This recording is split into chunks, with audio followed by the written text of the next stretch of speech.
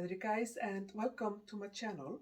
In today's video I'm going to be showing you how I made these beautiful bookshelves behind me. These are vintage, second-hand, thrifted bookshelves that I absolutely love. They fit my aesthetics perfectly and yeah, I'm so happy that they're finally on my wall. So before I go into the video, I'm going to show you how I was kind of restoring them a little bit and then mounting them on the wall and all of those things. I want to tell you a little bit about this bookshelf system. So it was here in Iceland we call it the Hansa shelves. Simply because there was a company called Hansa who had the manufacturing license from the designer to manufacture and sell them here in Iceland. But they were designed by a Danish designer called Paul Cadavinius. I will put the name on the screen. In 1948. He called it actually the Royal System. I don't know if you can actually buy them like new in Denmark or anywhere else in the world, but you cannot buy them new here in Iceland. They have stopped manufacturing them probably in the around mid-80s. Yeah, so these are like he got several awards in the late 40s and early 50s. And these were very, very popular here in Iceland. They are made of teak and they're just absolutely gorgeous. But now I'm gonna roll the clip of me kind of restoring them and making them beautiful, and then I will actually do a little bit of a bookshelf tour.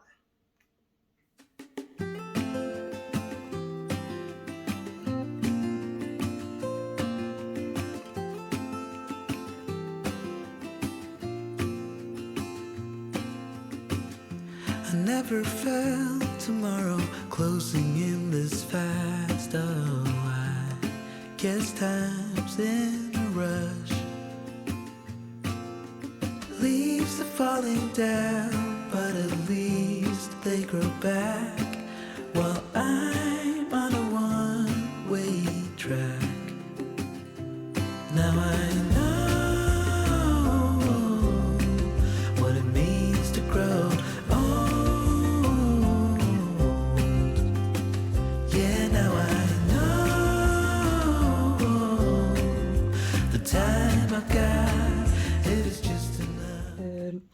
I had to, as you saw in the previous clip, it was not going very well doing it by myself. So I actually managed to get my neighbor. I saw him out the window and he came and he helped me mount the shelf holders, or whatever you want to call them, the foundations. And here they are. So now the next task is to fit the shelves. And yeah, there might be an issue because I have quite a few of these narrow shelves, but the iron or these things that I bought are actually for the wider shelves. You see that they are a little bit, so I need these here, but I have a lot of these. So yeah, I need to figure it out and go to the store. But I thrifted it, so I don't know if they will do returns and like exchanges. So that might be an issue. But I will then just have to need to buy the shorter ones. And I might even keep the longer ones because I do have ambitious plans regarding these shelf units for possibly for a future apartment. So yeah, that's the issue here. Yeah, it is just enough to get by.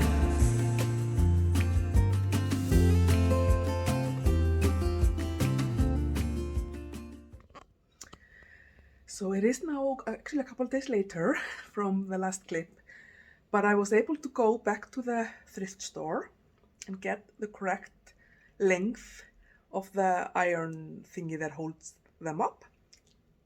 So I have enough for the shelves that I need and want to use for my unit here. I decided not to exchange the ones that I had. So I have like plenty of these that are for a little bit wider shelves, but then I got these for the narrower shelves. So because I have plans in the future to have like more of these shelving unit, I didn't want to exchange them or like get rid of them or anything like that, because they can be quite tricky to get your hands on. They are expensive, and I'm just gonna keep them. But now I can start the fun part, which is to put up the shelves and eventually start to style them.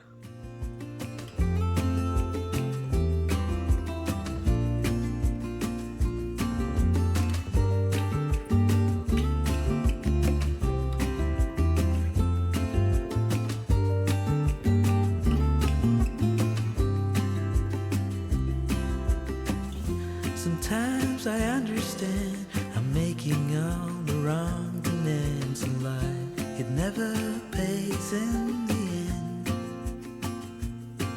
but still I am here moving on.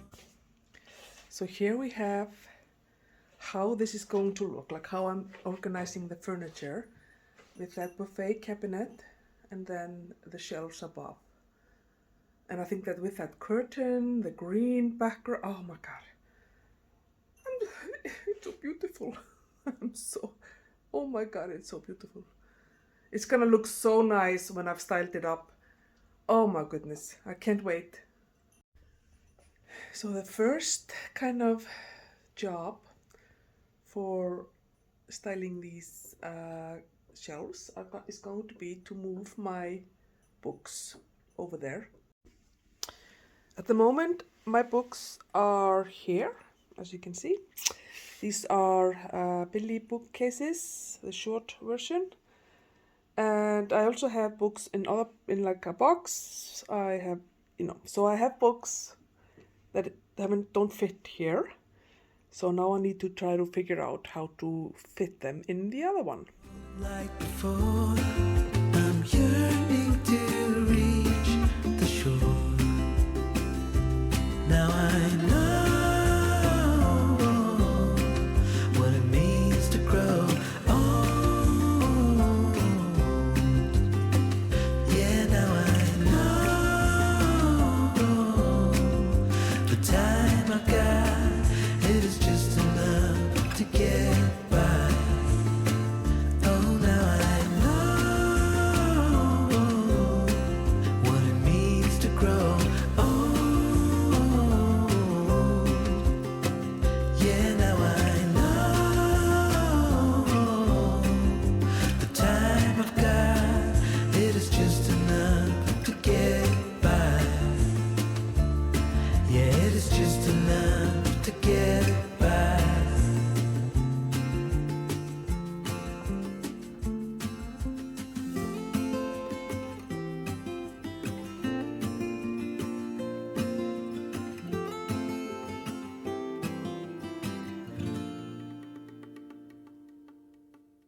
So here is my final version of how they look, at least at the moment. I like to change things around, so this may probably change as well in the next months and years. But I'm very happy with how they turned out. I'm absolutely ecstatic. I think they're just the most beautiful thing ever. So I'm gonna give you a little bit of a tour of my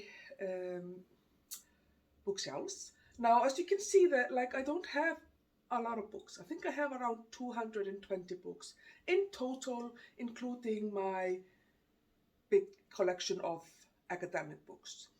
I have one bookshelf in my bedroom where I keep my academic books and books on books on gardening, books on running, books on like lifestyle and stuff like that. I keep those in my bedroom. So these are mostly just fiction and plays and poetry and some biographies. Now, I love to read. I am a huge bookworm, and I was a huge bookworm as a child and a teenager. But there are like three reasons probably for why I don't have a lot of books. One of them is that when I was younger, I would mostly just read books that belonged to my parents or to my siblings, or yeah, that's basically it. And the books that I owned, I've kind of decluttered most of them because they were not really something that I felt sentimental value that I wanted to keep. Secondly, library.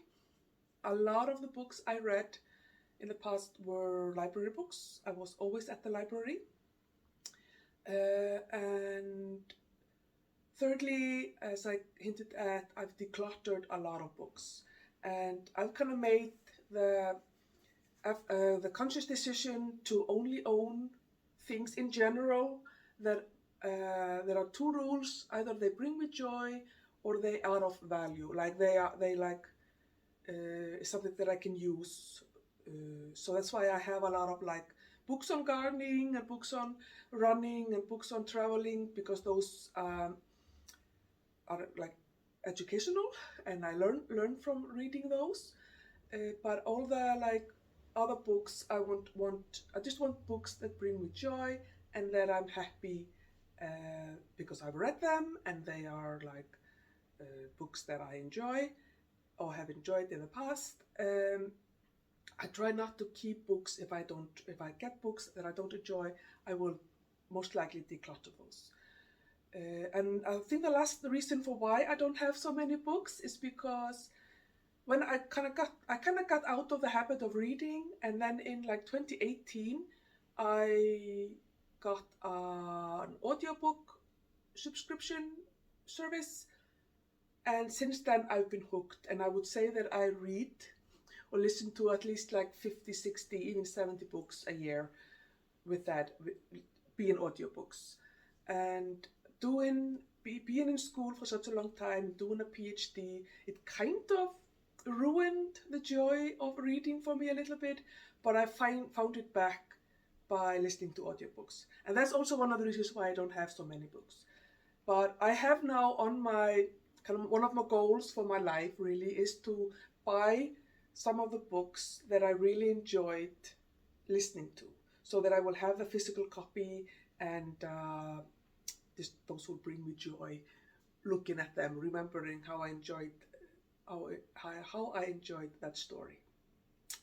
But yeah, so that's the reason for why I don't have all that many books. But the books I have, I really do enjoy and I love. So I'm gonna just show you.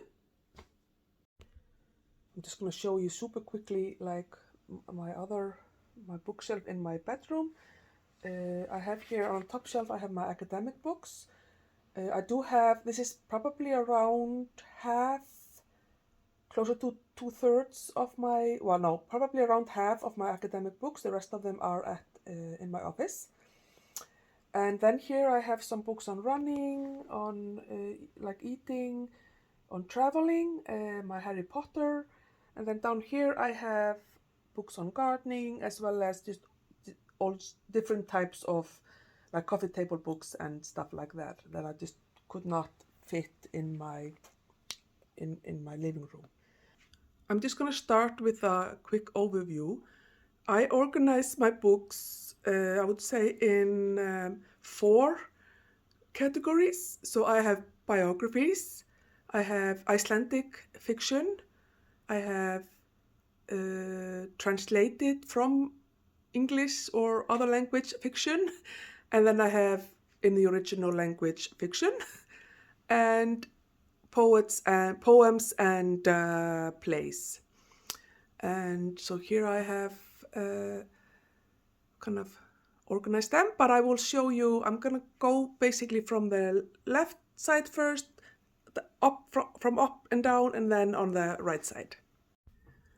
So on the top shelf there are no books, just this absolutely cutest picture of my parents, some fake plant, and my statues of David and Venus that I got actually in Florence in Italy.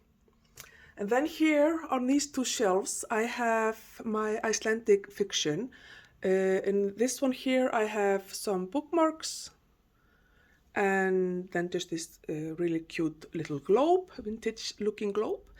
But yeah, so these are my Icelandic fiction. My main genre that I enjoy reading is crime, mystery, psychological mystery, supernatural mystery type of books. And most of these, if not all, are something like that. And these are Icelandic authors. I definitely want to get more books from several of them because I really enjoyed them. And my favorite author is this one. Let me just find the book here. Her name is Yrsa Sigurðardóttir, and she's one of the most successful Icelandic author internationally. Most, if not all, of her books have been translated. They have made movies out of her books, and so you should definitely look her up for sure if you want to read something. If you, for example, taking part in the Reading Around the World challenge, I don't remember what the name of it is, but yeah. So she writes crime as well as supernatural mystery, very spooky, scary books. Yeah, they're really good. And yeah, though this is my Icelandic collection, and I'm definitely wanting to, like, I have all of her books. Basically, we have a tradition in my family that my parents give me her books for Christmas. She always publishes a new book every November, December, so that's just like a rule. I always get her newest book for Christmas, but I do need plenty of the books here from these authors to have a full collection, and I would probably like most of them at least. And then here in my the lowest shelf, I have in this box here I just have candles and things like that, like lighters and stuff like that. And then here I have my kind of poetry, music, plays and stuff like that. I do have the complete works of William Shakespeare by the Oxford Compact Edition. I did my first degree, university degree, was actually English language and literature, and so I read several of his plays, and I just keep it there to remind me of that accomplishment, because reading William Shakespeare as a non-native English speaker is it's a feat for sure. It's like very big accomplishment in my opinion. I have here the All Music Guide to Classical Music. I learned and played classical piano. This is an Icelandic author, and some of his plays are stories.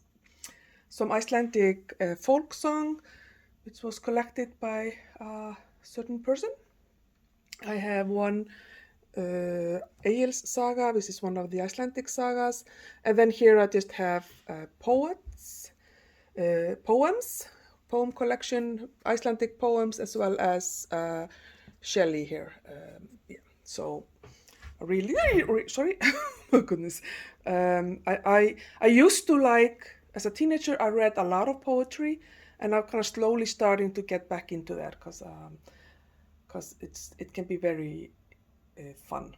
And then here on the lowest one, which is not really the shelves but the buffet below it, I do have a kind of a, oops, sorry, I can't really see that. That book here is basically like a anthropological story of Icelandic society. And here we go into the top shelf on the right. I'm sorry about the lighting here. So here I have biographies. I have this person here is a really amazing guy. He was he went around Iceland in around 1700 collecting manuscripts, and he and his colleague probably saved hundreds of manuscripts of the Icelandic sagas and other works that would otherwise have been ruined. And he also conducted the first census in Iceland in 1703, which, by the way, is the oldest surviving census in the world of a nation. And there were just over 50,000 people living in Iceland in that time. So interesting. Here we have the biographies of some Icelandic poets, both of these. And this is Snorri, who was one of the guys who wrote the Icelandic sagas. He wrote like the Snorra Edda and stuff like that, if you know anything about medieval literature. And then I just have this Book of the Dead. I just found this at the thrift store and I thought I have to have the Book of the Dead. Like, that sounds so cool. I have not read it, but I will look into it at some point.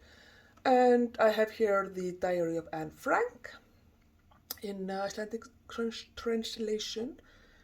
This is my Kiatmilfelte, I think is how you say it.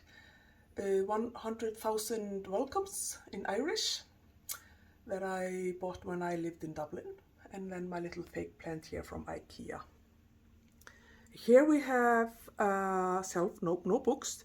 This is my brother who has passed away.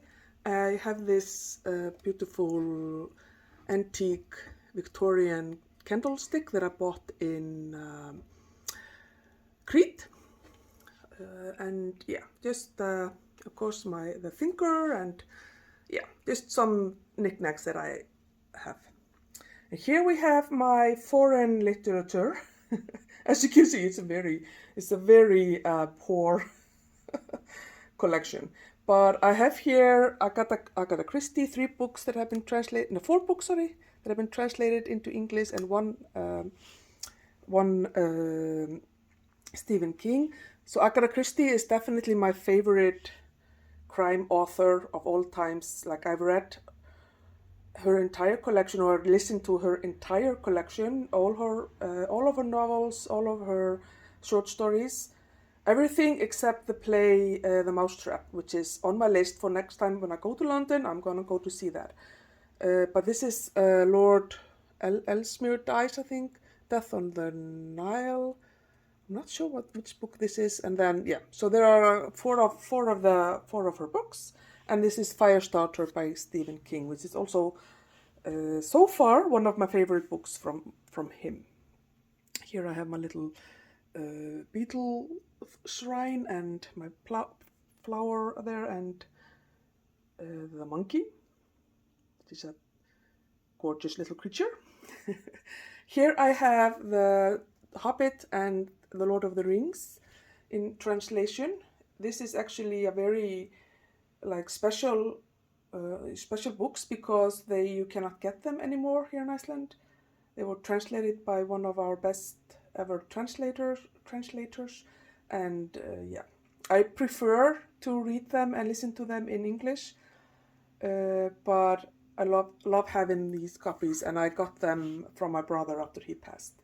And then here is my Jane Austen collection, because Jane Austen is just the GOAT. And then here on this shelf I have just a few things that I just love, and I'm learning to drink whiskey. I'm not very good at it as of yet, but aesthetically as well, it just looks absolutely gorgeous. And yeah, so I'm so happy with how this has turned out. I think my kind of sense of or the vibe, I don't know the vibe I'm going for, or just my taste is very kind of natural tones, muted earth tones, and darker wood, and so this wall is just like my personality. I love it. and I'm very, very happy that I finally went ahead and got these shelves and like got them mounted and decorated. But yeah, if you have any questions about the shelving or my book or my reading habits, this is not a booktube obviously, and but I love to watch people talk about books and bookshelf tours and just kind of TBRs and stuff like that. It's really, really interesting to me. And so if you have any questions, just put them in the comments below. But I guess that's it. Thank you for watching. Please do like the video, subscribe to my channel and all the YouTube things, and I will see you in my next video. Bye bye.